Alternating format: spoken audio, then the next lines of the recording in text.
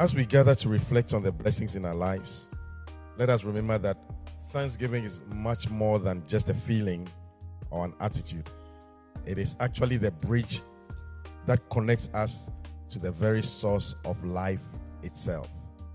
So if you want to connect to the source of life, one of the things you have to learn is this whole thank you matter. In Psalm 100, we read verse 4, we are given a very powerful instruction. It says, enter into his gates with thanksgiving and into his courts with praise. Be thankful unto him and bless his name. Can we all read the verse together? 1, 2, go. Enter into his gates with thanksgiving and into his courts with praise.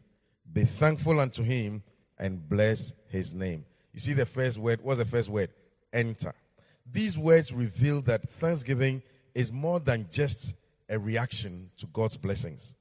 It is an intentional act that invites us into his presence and his power. Notice the difference. While the world or many people will say thank you after they have received a blessing, God is instructing us to enter with thanksgiving.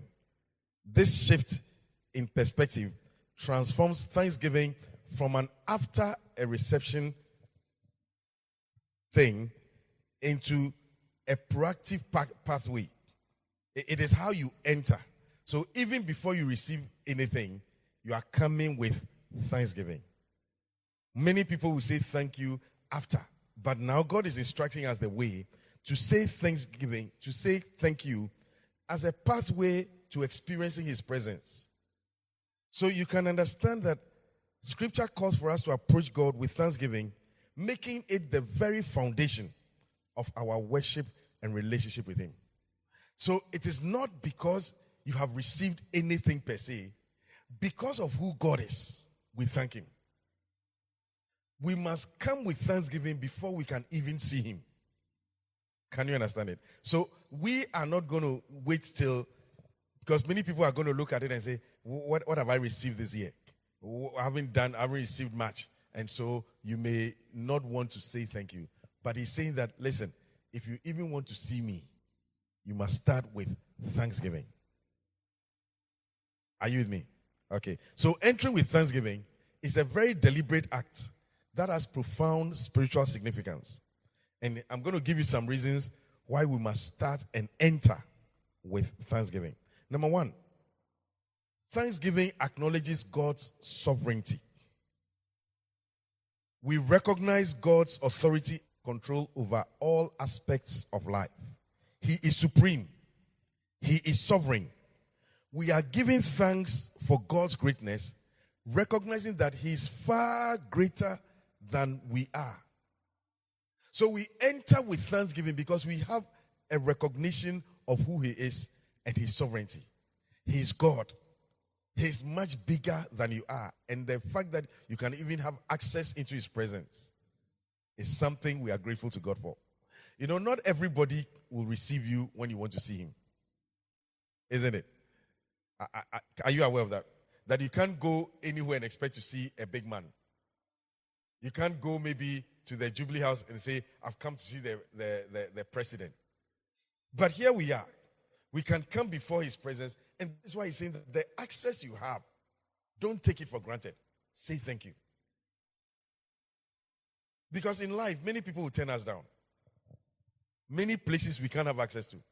But here we are, we stand, and we can have access into the greatest person of all. And so thank you. The second reason why it's important to enter with thanksgiving is that we express gratitude. Entering with thanksgiving demonstrates appreciation for God's blessings, his provision, and his presence. Thanksgiving recognizes the good things God has done in our lives, no matter how small they may seem. And it helps us shift our focus and redirect our attention from our problems to God's goodness, his faithfulness, and his love. You see, many of us go through life focusing on our problems. What is wrong with us? Why don't we have? Why am I the way I am? I wish I could be better. You see, but thanksgiving shifts you away from yourself to God. You begin to recognize God's provision, God's blessing, and God's presence. Anybody who gives thanks, you shift attention away from yourself. God has blessed us. God is kind. God is the creator of all the heavens and the earth. And so when we enter with thanksgiving, we stop focusing on our problems. You see, what you focus on will grow. Thinking about a problem doesn't change the problem. So stop focusing on the problem. Stop focusing on what you don't have. There is God. Focus on Him. He will become bigger for you. Hello? The third reason why it's important is that thanksgiving recognizes our human limitations and makes us humble. Thanksgiving makes us acknowledge that we can't do everything on our own. And it helps us recognize our place in the world and our dependence on God. So why do I thank God? It helps me recognize that He is bigger. I have limitations. I can't do everything and I need God.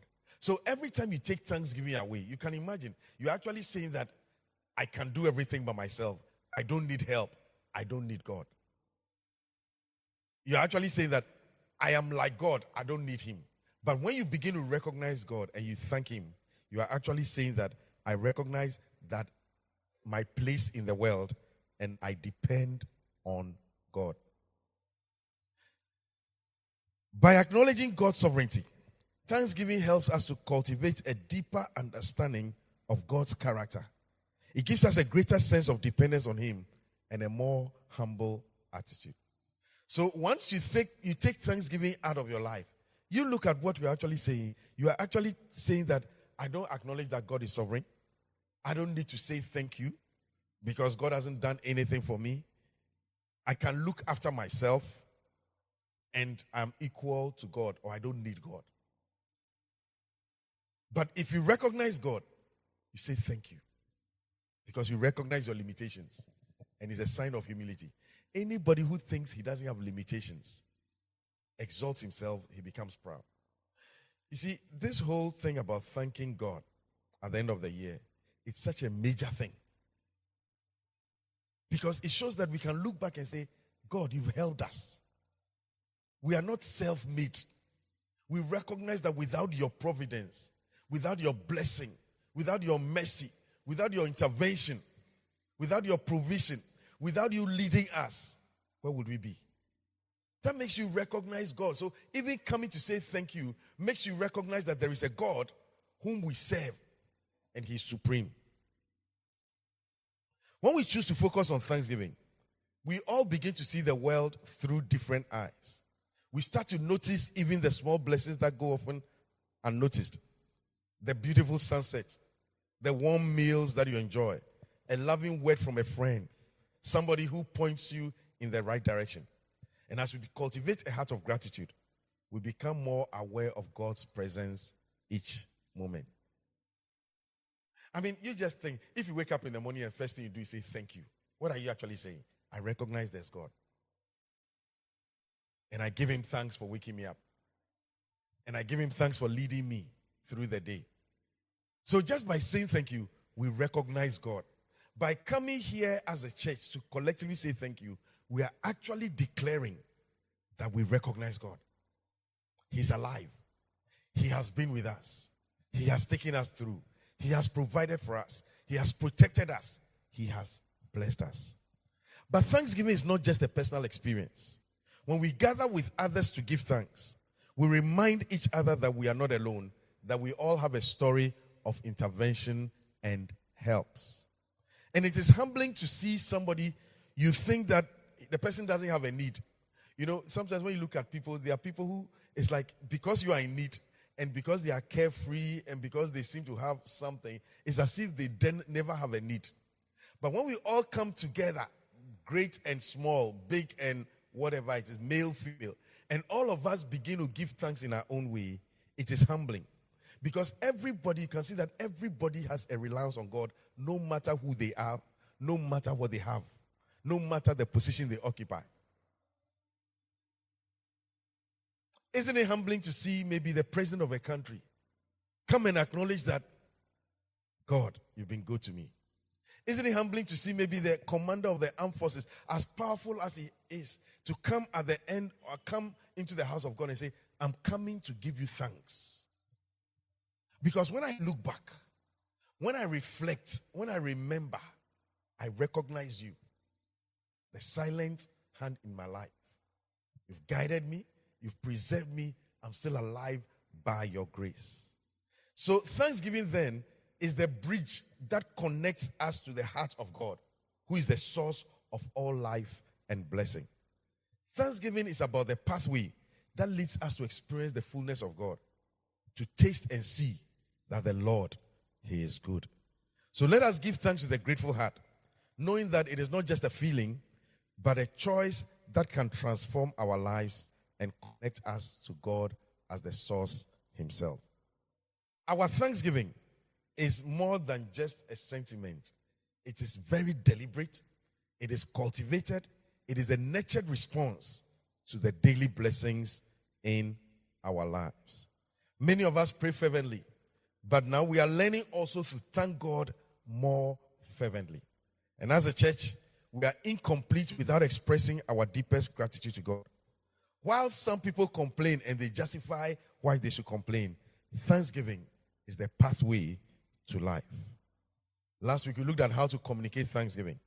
That the ultimate goal of thanksgiving is to convey sincere appreciation to the person who has made a positive impact in our lives. Has somebody made a positive impact in your life? Has God helped you? Then we must convey it sincerely, not just as a gesture, not just as a ritual, but from our hearts. We want to embarrass Him. And as a guideline, we aim to express our gratitude until the recipient truly feels acknowledged and seen, and even slightly embarrassed by our appreciation. Do you remember the story of the lepers? How one of them came back with a loud voice, fell on his feet, on his face at his feet. It was embarrassing, but he did it because he was expressing his gratitude.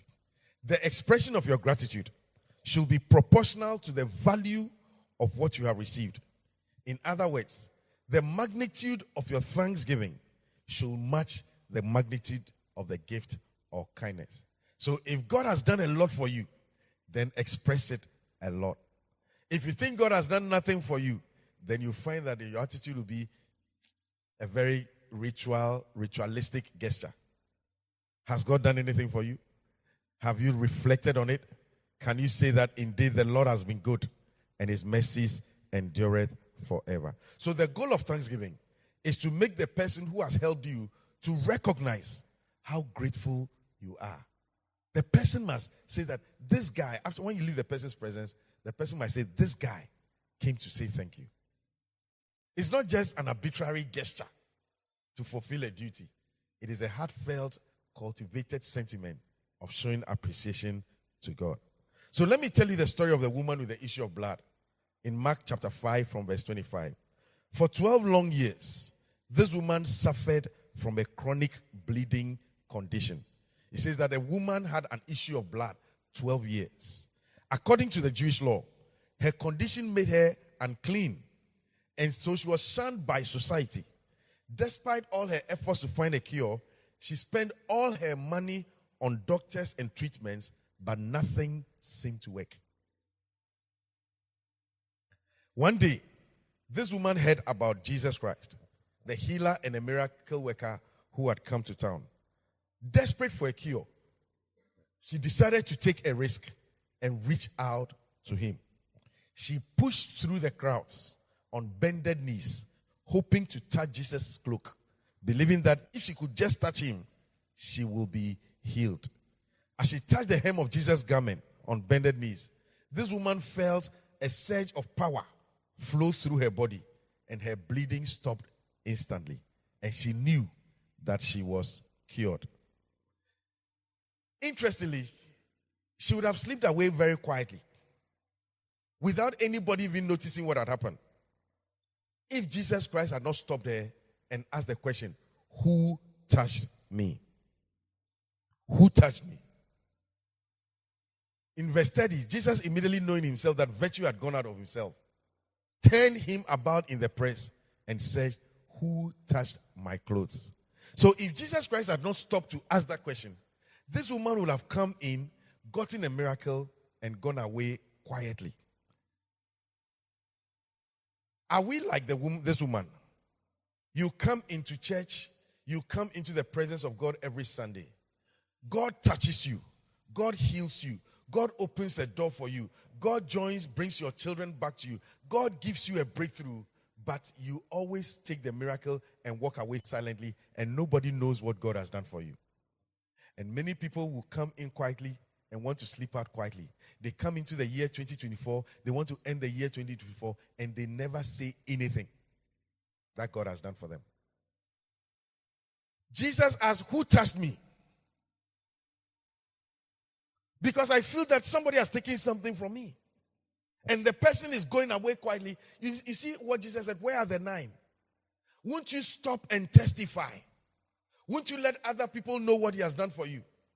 Would you go away? Would you keep quiet about the miracles? Would you keep quiet about the blessing? Would you keep quiet about the deliverance? Would you keep quiet about the new things that God has done for you?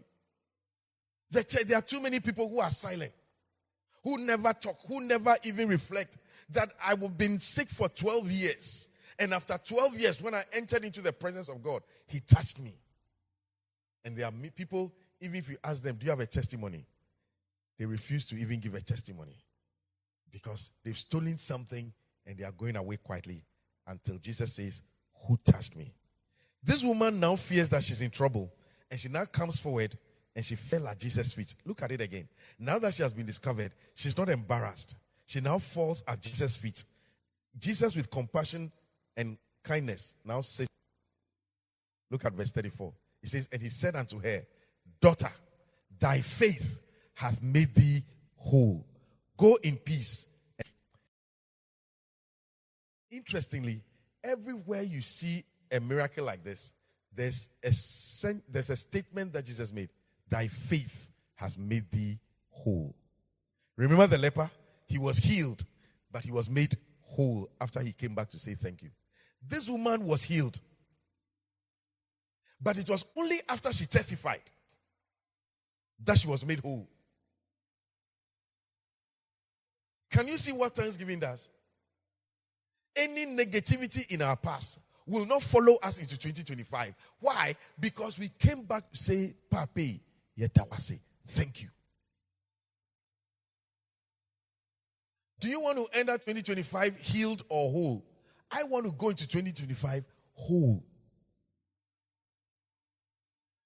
Daughter, thy faith has made thee whole. Go in peace and be whole, silent. All of us must learn to master the art of thanksgiving.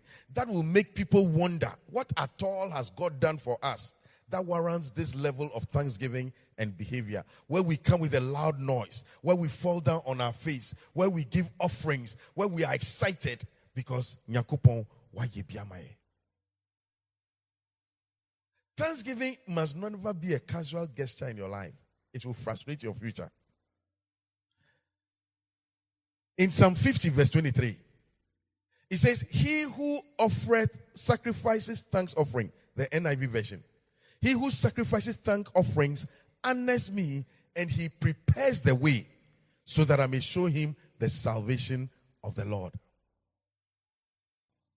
So you find out that Thanksgiving may not be convenient, but we do it because it's a sacrifice. It's something we push ourselves to even when it is inconvenient. We don't gloss over it. We don't let it pass by us. We make sure that it is inconvenient. We may be embarrassed by people. You are the leper. You've come back. Everybody with Jesus is okay. And then you fall down. It's not inconvenient to say it because everybody's wondering what you are come to say. Everybody's going to hear you, but we are not ashamed. Because what we have received is greater than the embarrassment. We sacrifice. Let me tell you the story of King David. in 1 Samuel chapter 13, we realize that King David, the second king of Israel, was a man after God's own heart. Despite facing numerous challenges and trials, David consistently demonstrates a heart of gratitude to God. And so in Psalm 103, from verse 1 through to 5, in Psalm 103, 1, 2, 3, 4, 5, what does he say? Bless the Lord, O my soul, and all that is within me, bless his holy. Everybody, let's say it aloud. 1, 2, go. Say it and disturb the person next to you. 1, 2, go. Bless the Lord, O my soul, and all that is within me, bless his holy name. What are the things within you? Your intestines, your esophagus, your what? Every part of you. He says, I'm not going to keep quiet. And I'm not just going to do it with my voice. Everything within me, no part of my body must be silent. None of it must keep quiet. It is something coming from the depth of my heart. Asida, efrimakume muto, yembo osemeradi. You see, something within me. Bless the Lord, O my soul, and all that. David is talking to himself. He's telling himself that, listen, we will not keep quiet. He's encouraging himself. He's not waiting for somebody to motivate him to do something. He is telling himself, listen, what God has done, we will not keep quiet. We will display it. We will let the world know. We will shout it out.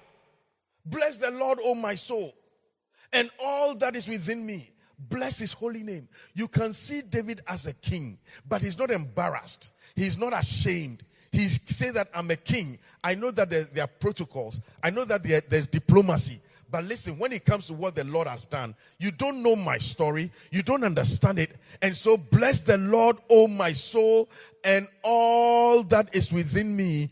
Bless his holy name. I like verse 2. Bless the Lord, O my soul, and forget not his benefits. Look at somebody and tell the person, forget not. Human beings seem to have a very short memory, because once you are free, you've forgotten your pain.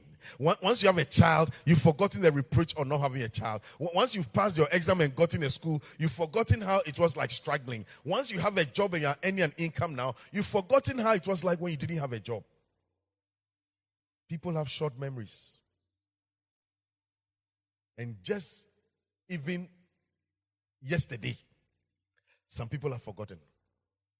How much more last month? How much more last quarter? How much more at the beginning of the year? Forget not all his benefits. Forget not all his benefits. Forget not all his benefits. It means that David had an attitude. Every time I get a favor, I want to remember. So he records it. He writes it down. And he's telling his soul, don't be foolish. Don't forget that. Don't think that you are who you are today because of yourself. There is God who has benefited us. Forget not all his benefits. Forget not all his benefits. Forget not all his benefits. And David is going ahead. He's going to talk about his gratitude. He says, who forgiveth all our iniquities. He says, I've received forgiveness of the Lord. It's not because I'm perfect. You see, David talks about things that are not tangible. He says the forgiveness of the Lord. Because without forgiveness, God will judge us. But we are alive today because God has shown us mercy.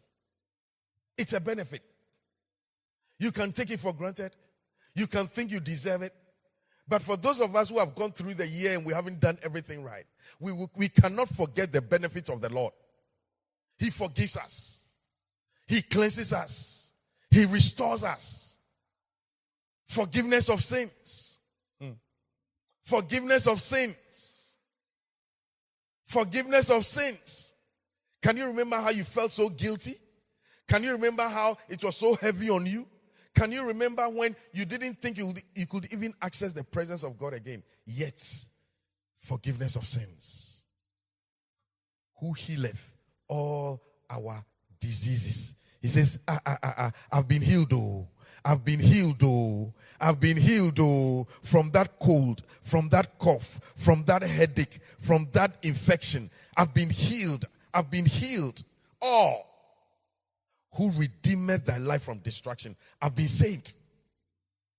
You see, the word redeemeth your life from destruction is very important because it means that before the thing happened, God saved you. So sometimes, because the thing hasn't happened, we don't see, so we are not grateful. He redeemed your life from destruction. If he hadn't intervened, you would have been destroyed. So because you are not destroyed, it doesn't mean you are smart.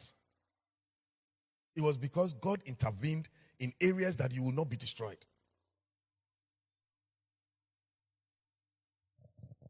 So if you haven't seen anything at all, you sit down and think. Because a lot could have happened. I don't know if I should say this at this service. Just last week, a motor rider crossed me at a traffic light. It was his fault. And I knocked him down and he went under my car with the motor. You see? After a long, maybe at the third service, some of you like stories. The way you are listening. When I got home, I said, what if he had died? I'll have been in the police station by now. My car would have been seized. I'll have to be reporting to police, dealing with families, funeral. You see, he redeemed my life from destruction. It didn't happen. But I'm so grateful, eh? You think it's because you are an experienced driver? Okay. That's why you haven't had an accident. You think it's because you can cross the road with style. That's why a car hasn't knocked you. Okay. You know, sometimes you are walking, you see some of the young ladies walking, virtually twerking, walking, and I say, hey, Charlie. God has redeemed our lives from destruction.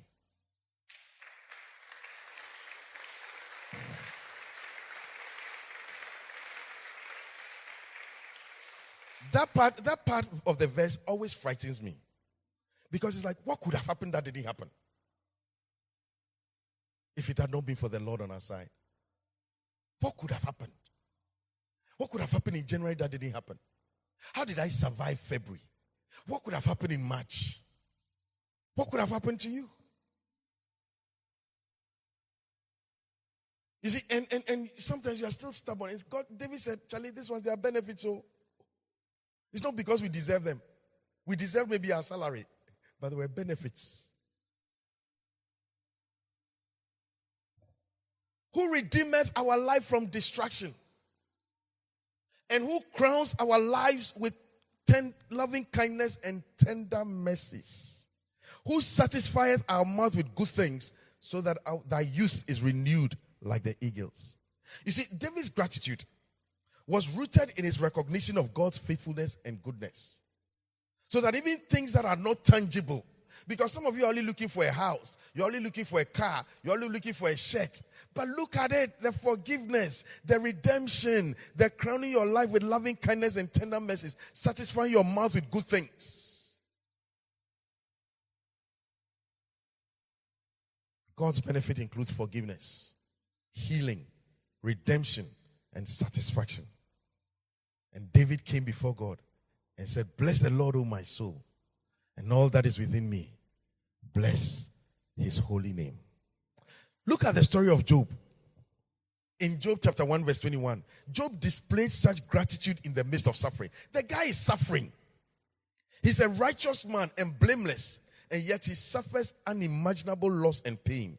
And despite his trials, Job still refuses to curse God or deny that God is good. And in verse 21, he says, naked I came out from my mother's womb, and naked shall I return hither. The Lord gave, and the Lord hath taken away. Blessed be the name of the Lord. Hey, I thought when something was taken away from me, this is a bad year. This year, dear Charlie, is not good. I lost this, and I lost that, and I lost this, and I didn't go here, and this thing happened. No. He says, I came naked, and I will go naked. It is the Lord who has given, if it pleases the Lord to take it from me, still I see da ifrima kumenina meda wasio. I don't know how many people have gone through something, and because of that you are morose, because you say 2024 before you say anything, look at the story of Job. Naked I came, naked I will go. Blessed be the name of the Lord. In Psalm 40, the psalmist expresses gratitude for God's deliverance from trouble and offering. Psalm 40 verses 1 and 2. I waited patiently for the Lord, and he turned to me and he heard my cry. He heard my cry. Verse 2.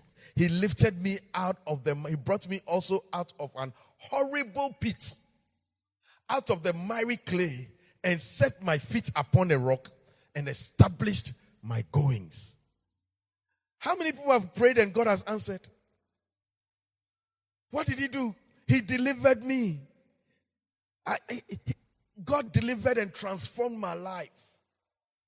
Can you remember that deliverance? He heard my prayer. I came and I prayed and God heard. He listened. Who am I that God should listen to me? What right do I have for this big God to hear my prayer and to even answer it?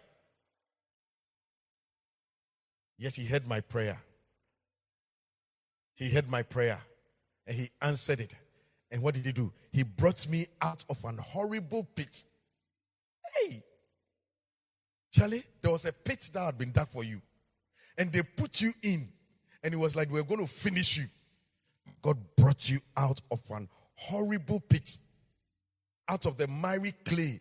A place where your feet slip easily.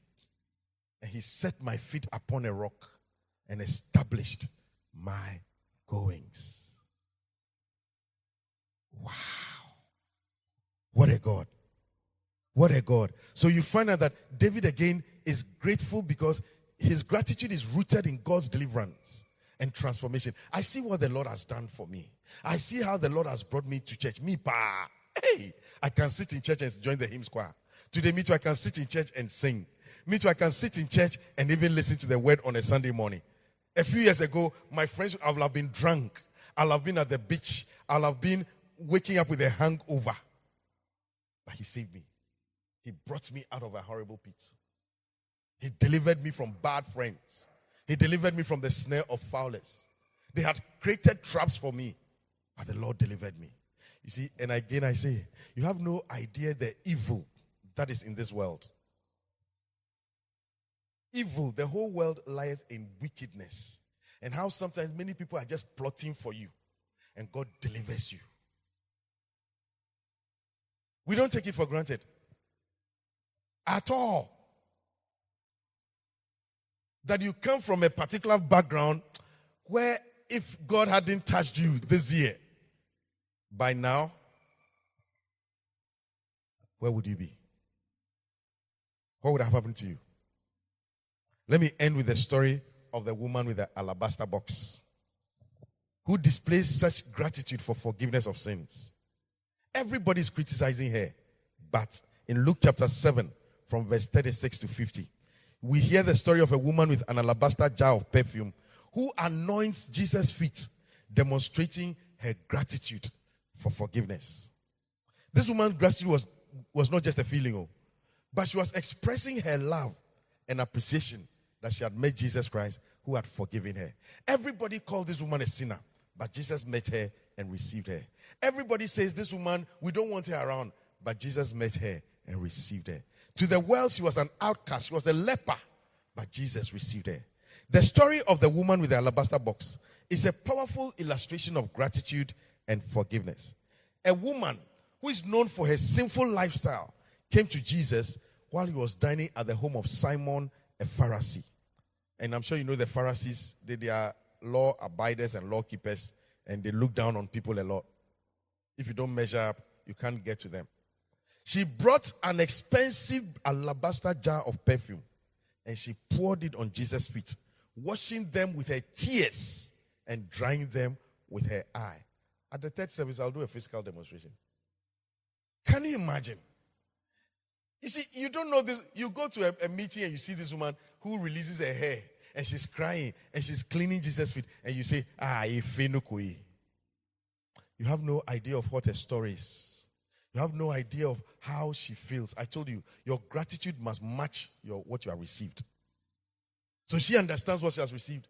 And so when she's leaving home, she hears that Jesus is there, says, I have a bottle that is expensive. I have a perfume that I've reserved for only somebody who is special. I'm taking it with me. Why don't you give it to your father? Why don't you give it to your mother? Why don't you give it to your boyfriend or your girlfriend? She says, you have no idea what I've been through and how I feel. And what she was receiving was forgiveness. You see, sometimes people are carrying things inside them that doesn't show on the outside.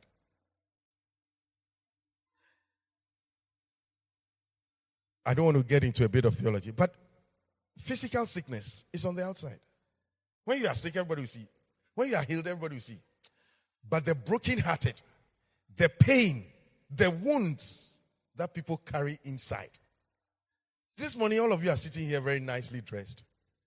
But some people may be going through broken hearts. Some people may be going through pain, grief, loss. You don't see on the outside. And yet, only Jesus can touch that. Only Jesus can heal that. And so when she came to Jesus and she was crying, I'm sure they were wondering, even other people who have gone through that, they are not crying. You have money. You at least you bought an expensive perfume and you are crying. You don't know what I've been through. But she says, you don't know my sleepless nights. You don't understand my pain. You don't understand what it means to carry rejection all your life. You don't understand it. And so let me be. And she broke the perfume and she anointed, poured it on Jesus' feet, washing them with her tears, drying them with her hair. Simon the Pharisee was shocked and scandalized by the woman's action. You see, I told you, it's a sacrifice. When people are giving thanks, you don't know their story. Maybe your thanksgiving is small. That's why you are diplo. But for those of us who've been through, when we lie on the floor, you don't understand. When we take a lot of things and we break our perfume and we spread the fragrance everywhere and we give money and we scream and we jump and we fall down. You don't understand. Maybe you are healed. I want to be whole. So Jesus responded with a parable. And what does she say? She points out that the woman's extravagant display of devotion was a result of a deep gratitude for her forgiveness. She says that he who has been forgiven much will love much. That statement is powerful. You see, your gratitude is equal to what you have received. So she believes that I've been forgiven much. My whole life has now been turned around. And so I'm coming back to say thank you. And in verse 50, I like verse 50, another powerful statement. Jesus turned to the woman and said, thy faith has saved thee. Go in peace. Again, thy faith has saved thee. So she was there. I'm sure everything was okay with her. Nobody knew. Maybe she was saved already. But when she came back to say thank you and she expressed it, something happened beyond physical matter. Can you understand it? The leper was made whole.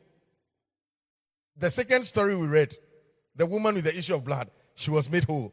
This woman with the alabaster box, she was also made whole. It's not enough just to receive physical things. Thanksgiving makes you whole. Everybody knew she was a sinner. Today, her story is in the Bible. All the other people, their story is not in the Bible.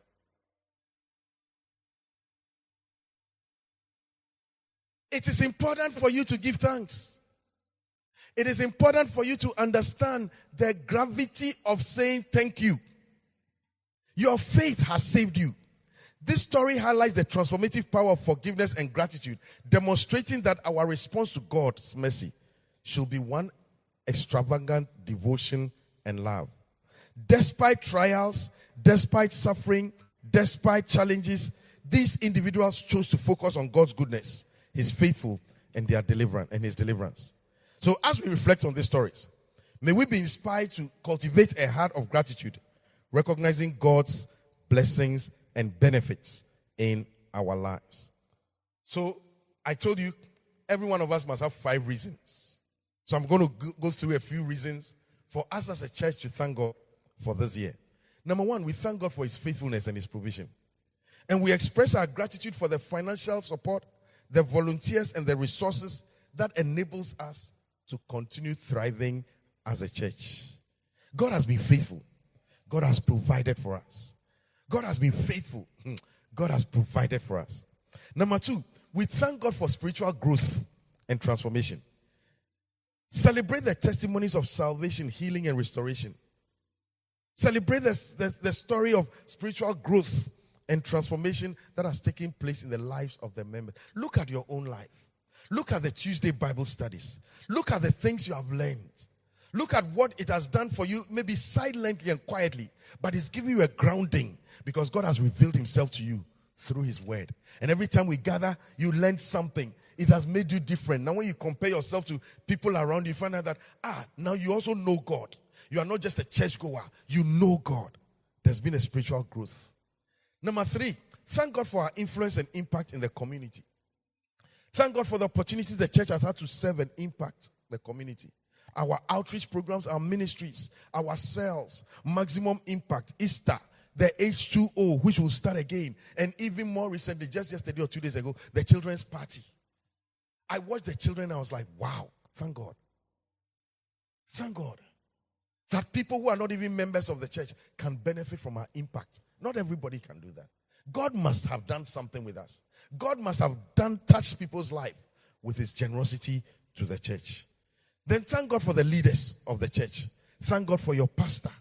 Don't take it for granted that your pastor can stand here every Sunday and preach to you.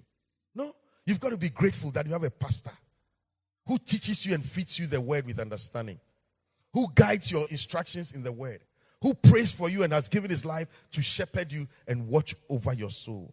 Thank God for the other volunteers who work to serve the congregation. Celebrate their dedication, their hard work. The ushers who meet you and usher you in. The ushers who come to sweep the place. The singers who sing every Sunday. The instrumentalists who play. The people who clean the toilets. The admin staff. Thank God that you have people like that who are dedicated, who watch over our children. Thank God. People come and visit, call you and check up on you. Thank God. Thank God. And thank God for protection and guidance throughout the year. Express gratitude for the church's safety, the unity and the progress, and acknowledge God's sovereignty and goodness in all things. So as a church, we thank God for this year of covenant prosperity. Thank God for the pastor, for my life, the pastor. Thank God for those who come to serve in various capacities. Thank God for maximum impact with Dr. Mason Table. Thank God that this year we had Bernard Avle, we had the chairman of Pentecost also coming to minister to us. Thank God for the Shepherd's Summit. Thank God for the Tuesday evening Bible studies. Thank God for answering our prayer and speaking to us every week and teaching us his word and revealing himself to us. Because of that, you've been preserved. He has redeemed your life from destruction. Thank God for the instructions. Thank God for the rebukes. Thank God for the reproofs. Thank God that somebody corrected you when you were going wrong. Thank God that you are not left by yourself. Thank God for City FM that broadcasts our messages every Sunday and the tremendous impact it has had on this ministry. Thank God for more global outreach. Thank God for the building that is improving every day. Thank God for Buka. Thank God for the new relationships that have come into our lives. As a church, thank God for providing for us every month. I thank God that every month we're able to give all the people who work a little salary. It may not be enough, but thank God that at least you receive it every month. Other people work for 1 year, 2 years, they don't get their salaries. Thank God. Thank God for the people who believe in the church, who give their tithe and offerings so that the church will keep running. We don't take it for granted. So that even those of you who don't give your tithe and your offerings, you can still come to church because we can pay our bills. You have no idea what it takes to run a church like this. I was talking to one lady and she says, Pastor, I didn't know that it's so expensive to run a church. How do you do it? Because when you look at the offering and look at the bills that must be paid every week, you ask yourself, how do we keep running the church? God sustains us. God blesses us. God provides for us. Maybe as a family, you also have reasons to thank God. Thank God maybe you've moved accommodation. Thank God maybe as a family, you've had a get-together, somebody in your family is married, you've had a child, an addition into your life. Thank God that maybe you've gotten a job. Thank God that maybe you are going to get married. Thank God there are so many things that have happened to you. Thank God you have a roof over your head. Thank God that you have a food to eat every day. Thank God that you are still married. Even if you are divorced, thank God. Because you've been delivered from something you may not fully understand. In all things, give thanks. As an individual, what are things you can be grateful to God for? You've passed an exam. You've gone to school. You've met new friends. You've bought a car. You've obtained a degree. Thank God for the air you breathe. Thank God for earning an income. Thank God for new knowledge and things you have learned. Thank God that God answers your prayer. Thank God for new people. I look in my life and I say, there are 5 people in my life I want to thank God for. Your father, your mother, your siblings, your uncle, your teacher, your pastor, somebody, a friend. There are people in your life. We thank God that you brought this person into my life this year. That this person strengthened me. Thank God that because of this person, I was able to achieve this. Thank God for the advice this person gave to me. Thank God for the support when I was going through bereavement. And the people who sat with me and stood with me and helped me mourn. Thank God. Thank God. We don't take things for granted. Anybody who doesn't learn to thank God, you frustrate your future. Anybody who doesn't say thank you and you take it for granted, don't blame anybody by yourself. Because in Romans chapter 1 verse 18, even God gives up on people who are unthankful. And in the last days, one of the signs of the last days that many people will be ungrateful and unthankful. They'll be heady and head-minded. And I went to school. I passed. After it's my money. I'm the one working. I do this. It's my car. Nobody bought it for me. You see, that kind of arrogant talk will only bring self-destruction. Humble yourself. Recognize your place on this earth. Recognize God. Every good gift, every perfect gift comes from God. And so today, in the next 5 minutes, we are going to rise to our feet. We are going to lift up your hand. We are going to say, Papi, Medawase.